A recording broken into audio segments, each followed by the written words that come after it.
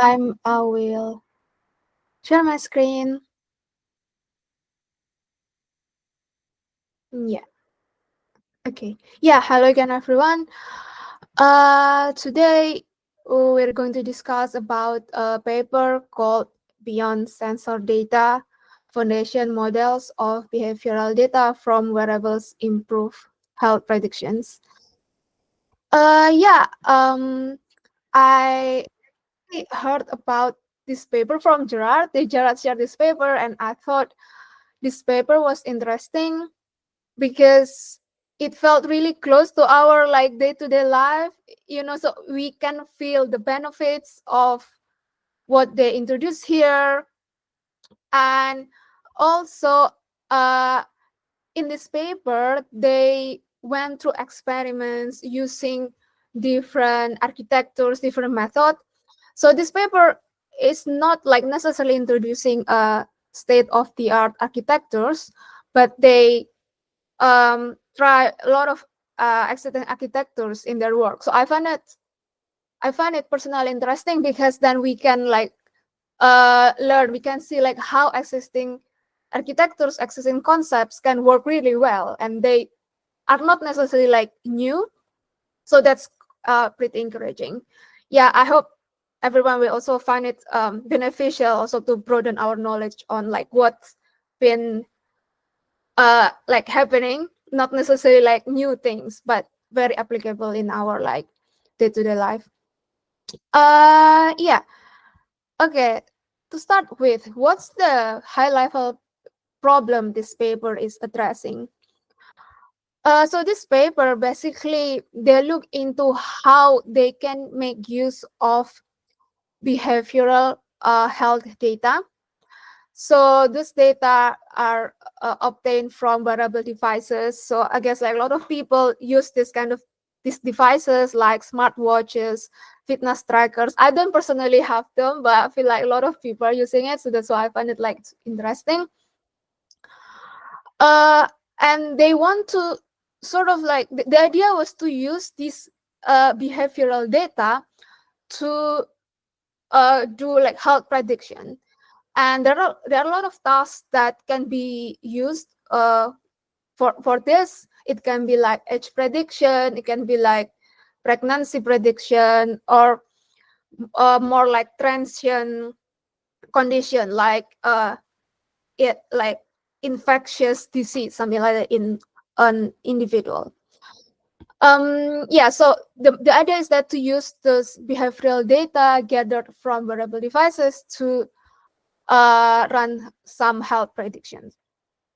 They mention here in the past, in the prior work, mostly people use low level sensor data instead of behavioral data, which means it's more uh like electrocardiogram or something like this, like very like raw data from the sensors, instead of using derived data from the sensor, which is the behavioral data. And they argue that using the behavioral data is more informative than using those low-level sensor data.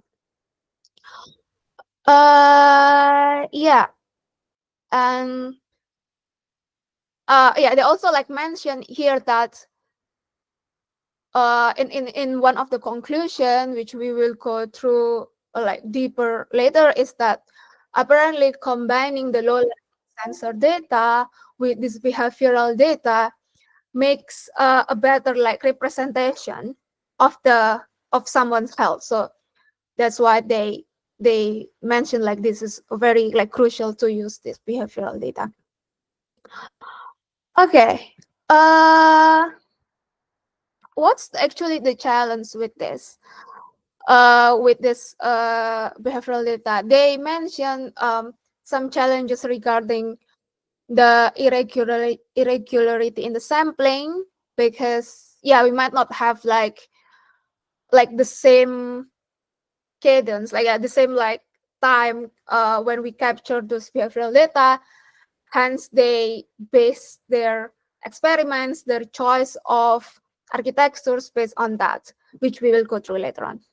Okay, so that's sort of like high level idea on the problem, and why it was considered as important problem, and like some challenges like this paper mentioned. Okay, so now let's go through the paper.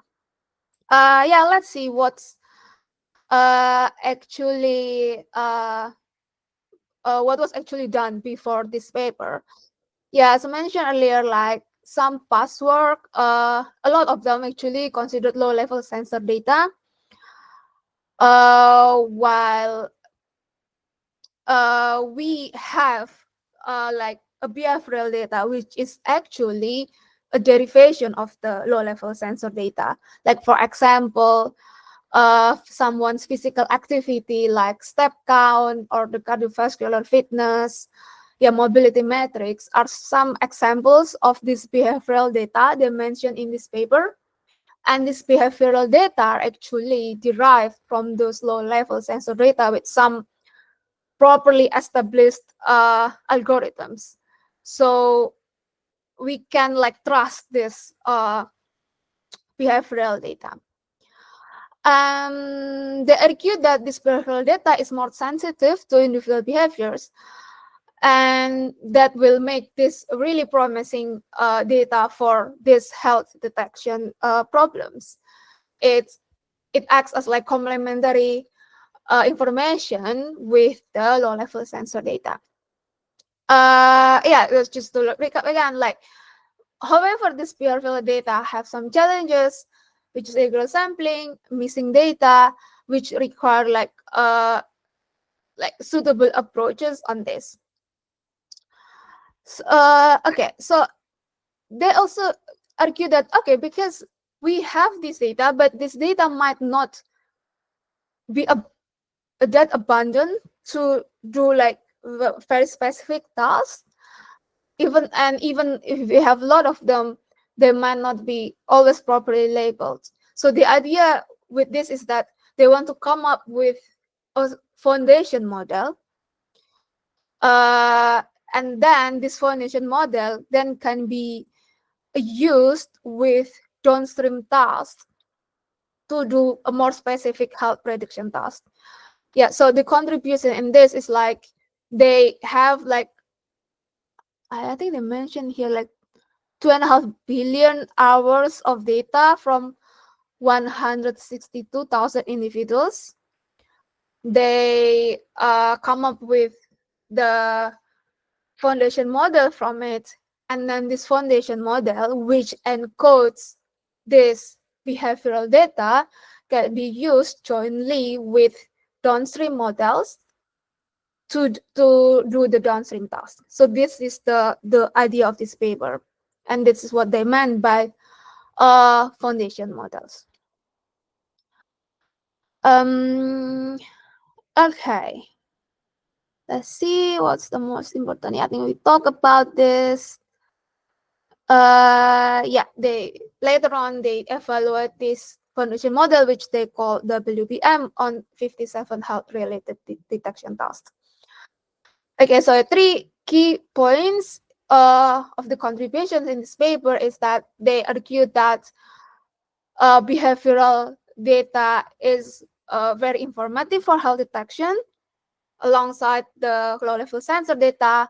Second point is basically the integration of these two low level and behavioral data is powerful, and the third point is that they come up with the foundation model for uh, health detection using this behavioral data. Okay, let's then go to the data quickly on yeah, how they gather the data and what sort of data or features basically they use in this foundation model. So they gather the data from this Apple Heart and Movement study, and they use 27 features or 27 behavioral data that are grouped into 1, 2, 3, 4, 5, 6 categories. First one is activity. For example, is active energy or the estimated calories burned, the basal energy, step count, exercise time, etc. And some cardiovascular data like resting heart rate, and something like different features about heart rate, vitals, respiratory rate, blood oxygen, wrist temperature, gait or mobility like walking metrics. Yeah, and this we can like see some examples. So these are 27 different, I would say, features that are seen as this behavioral data, although some of these are basically not, I would say, there's like some of them are basically direct physiological signals. So for example, like heart rate is sort of like, yeah, it's direct measurement of someone's physiological state, but step count is more behavioral. So it's slightly different, but here they are together as the behavioral data. They claim also here that this data might not be fully representative of the population because some demographic groups or gender or age remain underrepresented.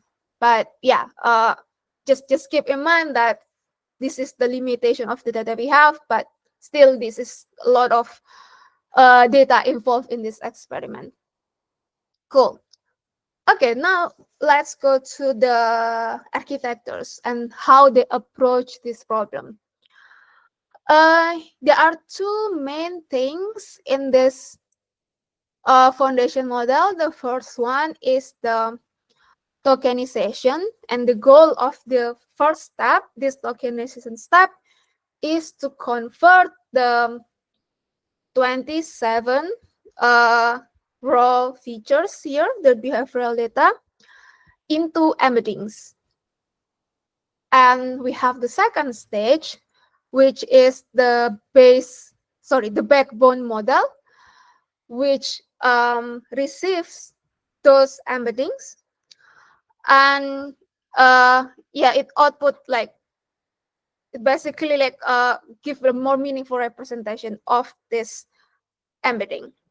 And then we can use this final embeddings as a representation of like someone's like behavioral representation in this case. So there are two steps. And just to again to go back on the challenge, they mention here that the behavioral data suffer from irregularity in sampling, missing data, for example. The approach, like the choice they took here, considered those challenges. And we will go through what were the methods they tried here for first the tokenization and second the backbone model architectures.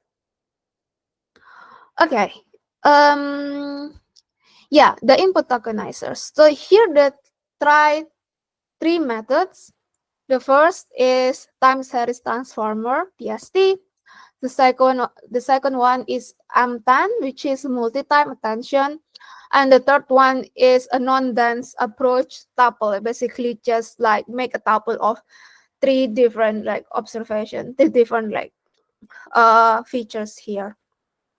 This is what I mentioned earlier, that what I like from this paper is like, to me personally, broaden my knowledge, because like I had never read about like multi-time attention before, or even like time series transformer. So to me, it's like sort of like a very quick introduction on like what are these architectures are. We're not going to go really deep on this, but please, if anyone is an expert, or you have like play around with these architectures and you want to talk more about it, please feel free to raise your hand, and I think that will be good to enrich discussion today. Uh, yeah. So okay, the first tokenizer that they tried was this inspired by the ST.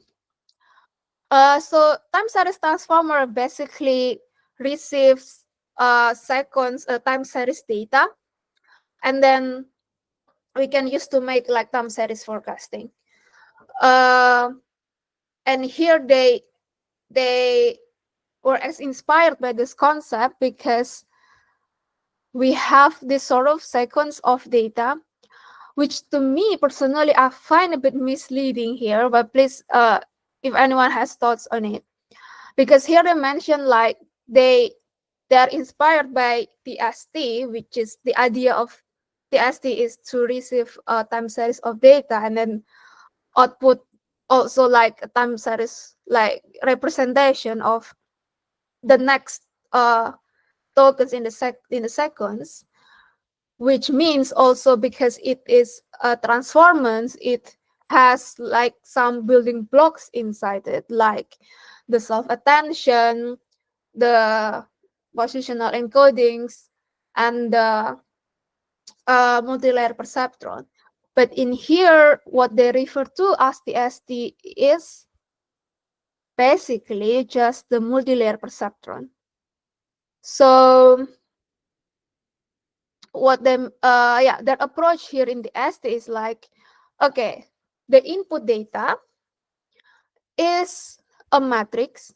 The first dimension of the matrix is the aggregated features of one individual at hourly intervals. And then every row, I will say it again. So we have these 27 features from an individual. We collect this data, aggregate it over an hour at hourly intervals, and then we want to have a weekly data of that particular individual. So it means every row in the matrix represent 1 hour, and because there are 168 hours in a week, we have 168 rows in the matrix.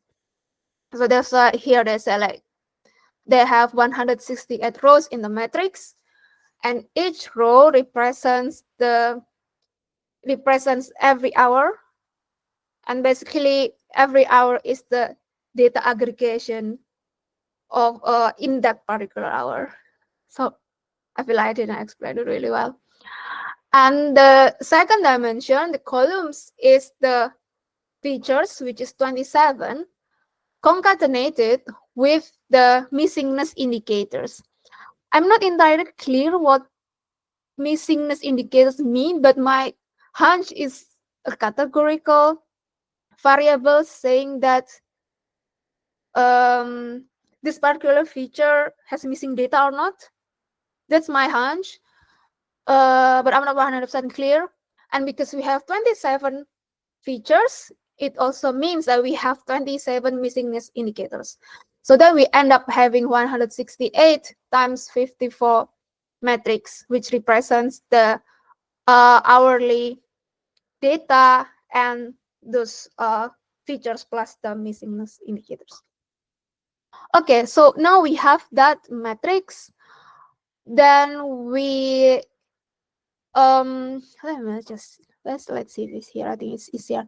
Then we fit in this matrix to a one layer MLP. It's very simple network, and then we get the embeddings from these features. We get the representation, the hidden representation, not necessarily hidden, but yeah, basically representation of this, which is the first step in this case, and then the next bit is the backbone model architectures. But before we talk about the next stage, which is the backbone model, let's see what other approaches they tried. So that one, the first one was the ST, the second one was the M10, which is the multi-time attention.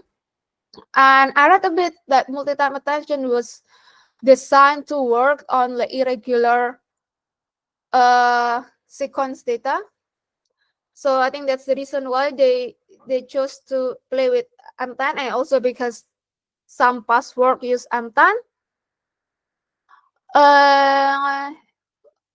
But they mentioned that apparently M10 didn't give the best results, which was interesting because it was proven as a good approach in the past. And the last approach they tried here for the tokenization was tuple. So this approach is a non-dense approach. Basically, they created a tuple containing this information like the hour in week measurement was taken, the variable time numerical value. And yes, same with M10, it didn't give the best results. So let's just go to the next step.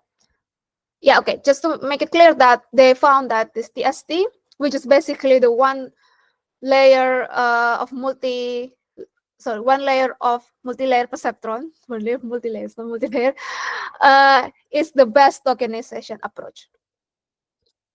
Okay, then the next step is about the backbone model architecture. So basically, the embedding that they found that they got from the tokenizers here, which is this bit, will be fed into a backbone model. Okay. And they'll try 3 different backbone model. Again, I found it interesting because personally broadened my knowledge about like rotary transformers. I've never heard about it. So again, if anyone wants to talk more about it, I highly encourage. So the first backbone model architecture they try is self-attention transformer, which is the most, I would say, like intuitive and most widely known way for the sequence data. Yeah, they use self-attention transformers with positional embeddings, which is the basic way of encoding the position between tokens in transformers. The second approach they try was rotary transformer. The argument here is that in this sort of like data, relative positions, so absolute position is not really important basically. So I read a bit about this rotary position embeddings, and the idea was that basically we want to be able to encode long sequence without sacrificing the relative positions between tokens. So you can imagine like if we have like very long sequence, then the classic positional encodings will struggle to understand the relative position between like one token that is like maybe like far in the end of the sequence compared to the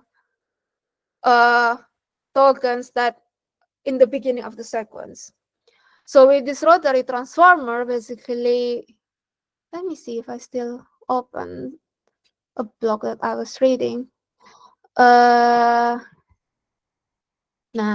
So basically with this rotary transformer, we can encode this using angles.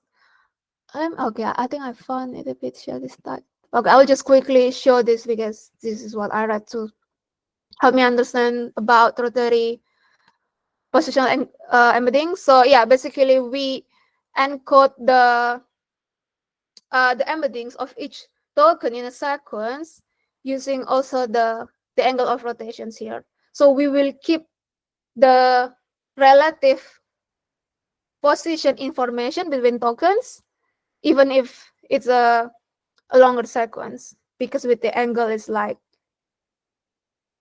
it's like more efficient way to encode this information because it looks like 360 degrees. Okay, let's just go back to the paper. And the last or the third backbone model architecture that I try here is Mamba 2, which is a state space model, so it's not transformers. Um, yeah, I was personally also not really familiar with this state space models. My understanding is that they come up with these models because of transformers limitation on long sequence, and also during inference that you have to like recompute attention, which is not efficient. But so with this time, this set space models, the idea is that like it sort of work like RNN. My understanding, well, I have very limited understanding on this based on limited time I spent reading this. So the idea is to have like more efficient inference on long sequence. But yeah, anyway, they try this Mamba 2, in particular bidirectional Mamba 2, and this problem, and they found out that this Mamba 2 has the best results. So if we go back to this image, yeah, this is the representation of the best combination of architectures. In this case, the tokenization used one layer MLP, and the model architectures using Mamba. Just to recap, then the input is 168 times 54 matrix. The first row represents the hourly data, and the whole matrix represents like 1 week of data. So that's why we have 168 rows representing 168 hours. And the second dimension, which is 54, is the concatenation between the 27 features plus 27 missingness indicators for each feature. And then we have the output embeddings. Because we want to have like one single embedding in the end, they take the average of the output of Mamba 2. Okay, and what about the loss? They use the regularized contrastive objective, which yeah has been a very famous loss for self-supervised learning. And the regularization here, which again was something new to me, they use Colio. Maybe they mentioned here. I think they mentioned somewhere. We will see. They use Colio regularization, which I quickly read is about basically we want to make sure we don't have like collapsed representation of the input. So okay, to recap this contrastive objective. The idea of contrastive loss is that we want to the input is positive pairs and negative pairs. Positive pairs means like they are like they come from the same.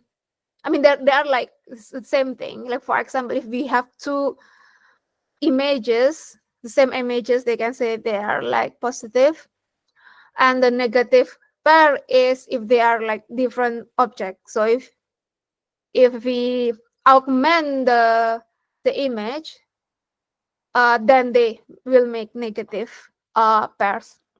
And the idea of the contrastive loss is that we want to maximize the distance between the positive pairs, but we want to make like further distance between the negative pairs. So by the end of the training, the negative pairs have closer representation. So the positive pairs have closer representation, and the negative pairs will have further representation.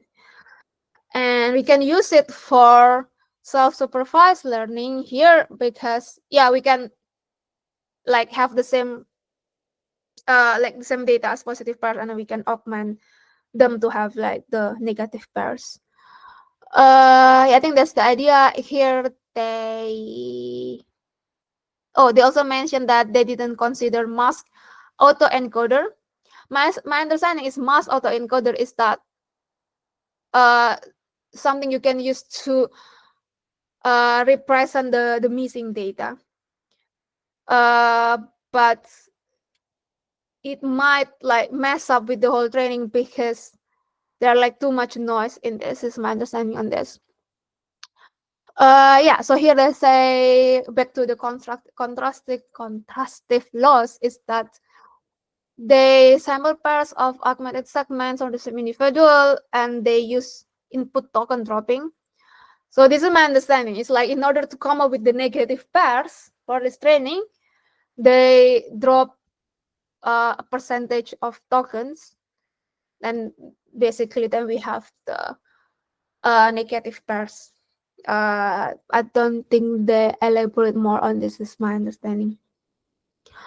Okay, so basically the experiment, they have three different organizations, three different architectures, which in the end they found out that the combination of the ST and Mamba was the best.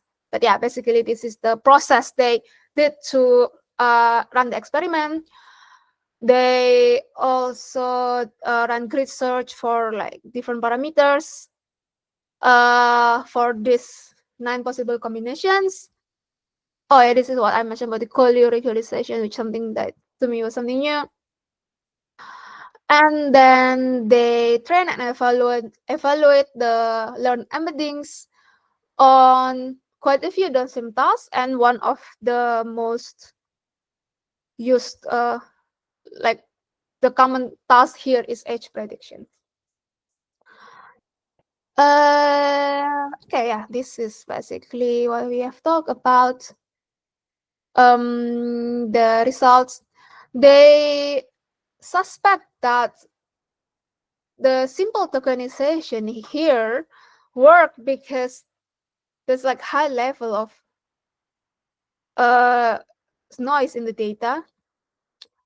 Yeah, but this is still like something that needs to be investigated in future work from what I've seen. And something that's very important that I also want to draw here, like the best model was not always the largest model. So I think this is one thing, that one takeaway that I like from this paper, because it's not always the the biggest one and the most complicated one's not always the best. So we can have something simple and small and still works the best. So this is what I found personally encouraging. Yeah, then let's quickly look into what kind of downstream tasks that they evaluate these models on. So with this foundation model, they fit a downstream models, which I'm also not really clear on what they mean by downstream models. My understanding is like they have like some fixed set of downstream models, and we use the same downstream models with different uh, foundation models. So in this case, we have WBM, which we want to evaluate. We have a baseline models, which is the benchmark of these foundation models. And we also compare the WBM with the model only using the low level sensor data. So here they mention PPG. They mention somewhere what PPG stands for, but it's basically like an example of low level sensor data.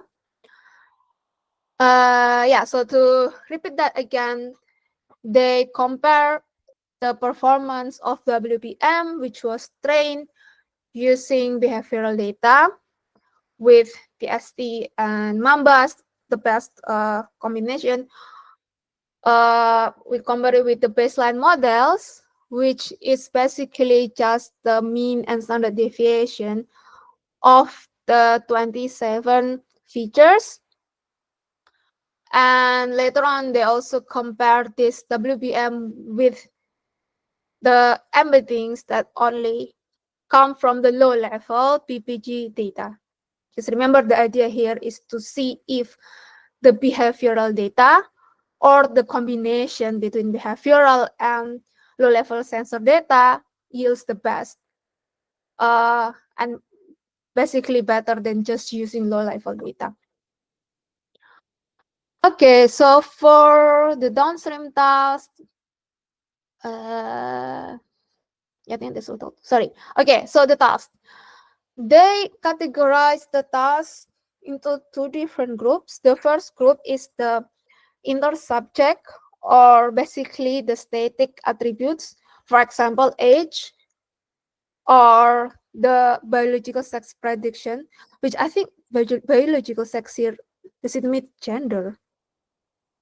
I'm not clear. Basically, it's a static attribute of someone. And yeah, I heard some male, female. Yeah, like yeah, the gender. Yeah, the sex. Okay. And the second group of tasks is intrasubject, means it's a transient condition of someone. For example, if they are having um, infection, or yeah, basically being sick. So this what they mean by uh, intrasubject or like transient condition of someone. So yeah, the first group of tasks, which is the intersubject, they they mention here that it's not the main goal, like main objective of this, because there is some possibility of label leakage, because basically the variables, the 27 input variables, might be derived from this uh, static data like age.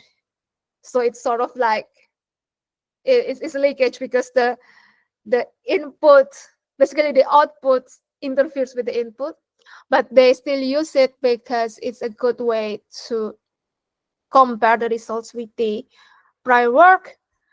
And what is more important here that they want to sell here basically is the intrasubject task or the transient task to detect if someone is having respiratory infection, or they're being pregnant, or they have injury, something like that. Okay, let's just look at this table, because this summarizes the results of the experiments. So the uh, the main conclusion here, they found out that apparently the combination of behavioral data with WBM and concatenated with the embeddings of the low-level sensor data, which is in this case PPG, yields the best. So it's encouraging in a sense that the prior work, most of them work with low-level data, and this study complements this. So we don't have to replace the low-level sensor data in order to do health prediction, but it's best to combine the embeddings from the behavioral data with the low-level data.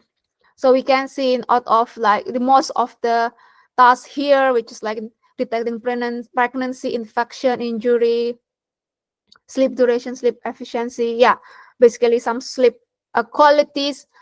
The combination of the behavioral and low-level data was the best.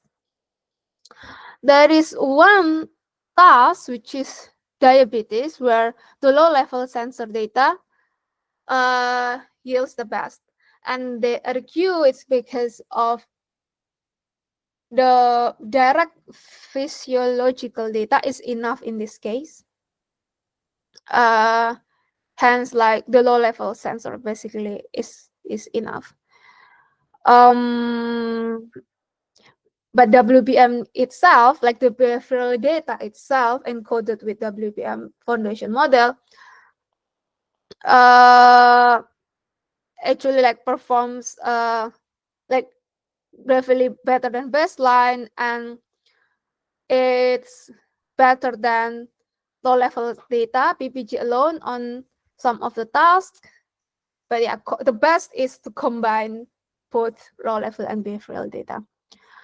So I think that's the main conclusion from the experiment.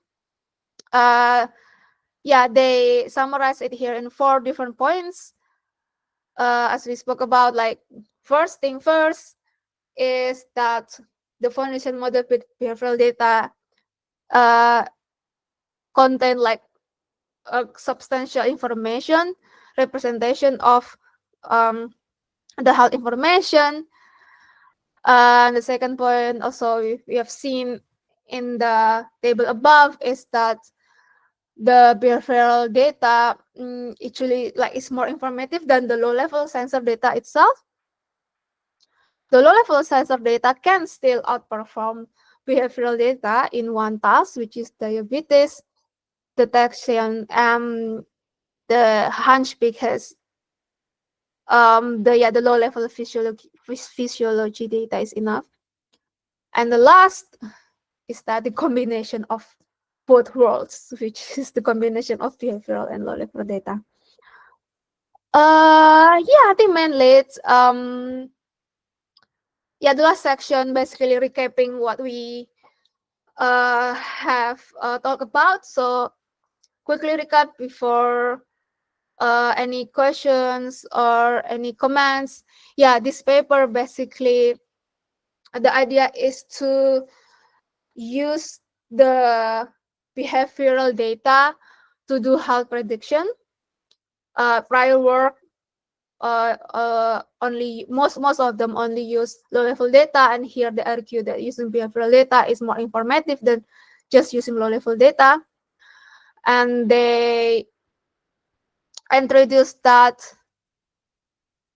basically 2 steps of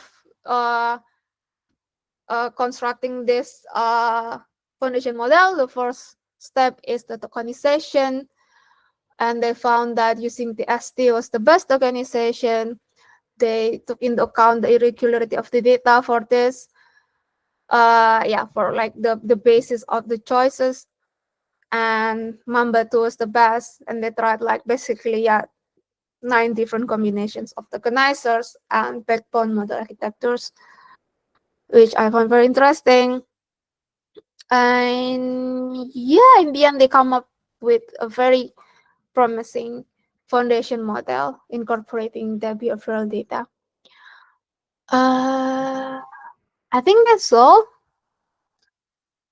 Any question, any comment, or any? Yeah, I personally would love to dig more about like some of architectures or like regularizations they use here.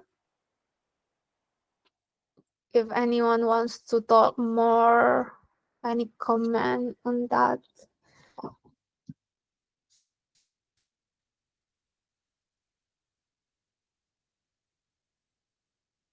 I think one comment I had, which is more general in the paper, is just the fact that, like how powerful wearable data is, and they kind of mentioned like the impact at the end of like the kind of societal impact in terms of like the inequity of who has access to wearables. But I think there's a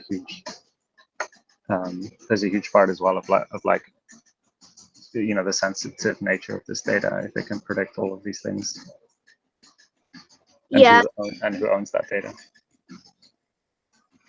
Yeah, exactly. It's a good point. Yeah, I find it interesting because it's hopefully like the impact of this research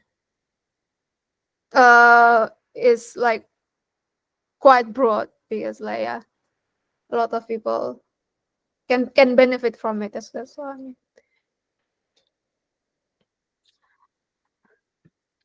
Cool. I will stop sharing then. There is no more comments or questions.